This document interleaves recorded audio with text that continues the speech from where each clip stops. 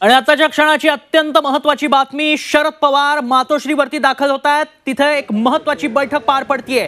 लोकसभा निवडणुकां जशा जशा जवळ येत आहेत तसतशा राजकीय घडामोडी वेगाने घडताना पाहायला मिळत आहेत। शरद पवार मातोश्रीवर दाखल झालेत। शरद पवार आणि उद्धव ठाकरेंमध्ये खलबत होणार आहेत, त्यामुळे या बैठकीकडे आता सर्वांचंच लक्ष लागलंय। ही थेट दृश्य, एक्सक्लुसिव्ह दृश्य झी 24 तासवर आपण बघतोय। थोड्याच वेळात मातोश्रीवर बैठकीला सुरुवात होणार आहे, मात्र शरद पवार मातोश्रीवर पोहोचलेले आहेत। आता या बैठकीमध्ये नेमकं काय घडतं हे पाहणं महत्त्वाचं असणार आहे। मातोश्रीवर ही बैठक पार पडणार आहे।